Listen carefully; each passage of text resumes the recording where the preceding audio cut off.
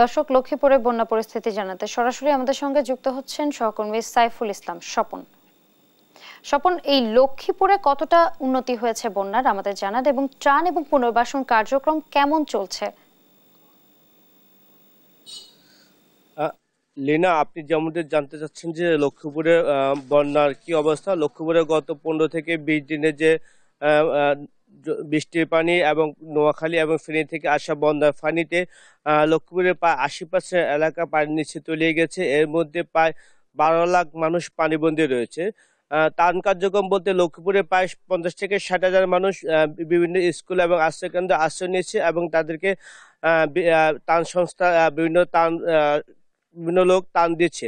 কিন্তু যারা প্রত্যন্ত অঞ্চল রয়েছে এবং মধ্যবিত্ত পরিবার রয়েছে, এসব মধ্যবিত্ত পরিবার আসলে তারা তাদের ঘরবাড়ি ছেড়ে আসছে কিন্তু আসতে পারছে না, এবং তারা আসলে কারো কাছে সাহায্য চাইতেও পারছে না। এসব মানুষজন আসলে ত্রাণ একেবারেই পাচ্ছে না। বিশেষ করে যারা বিভিন্ন জেলা থেকে ত্রাণ নিয়ে আসে, তারা রাস্তার পাশে বিভিন্ন রাস্তার পাশে এবং আশ্রয়কেন্দ্রগুলিতে ত্রাণ দিয়ে চলে যাচ্ছে।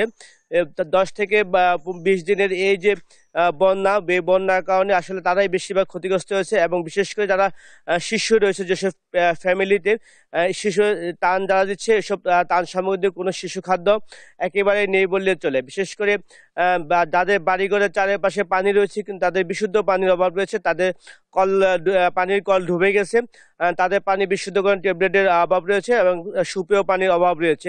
এবং বিশেষ করে যারা বেশিরভাগই এলাকারই যে টয়লেটগুলো পানির নিচে তলিয়ে গেছে, তো পানি আস্তে আস্তে 1-2 ইঞ্চি করে কমা শুরু করছে এবং কিছু কিছু এলাকায় পানি বাড়ছে।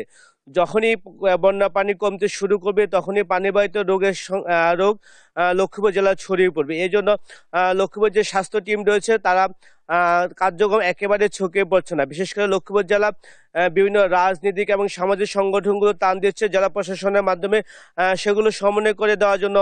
যারা বন্যায় পানিবন্দী হয়েছে তাদের দাবি জানাচ্ছেন।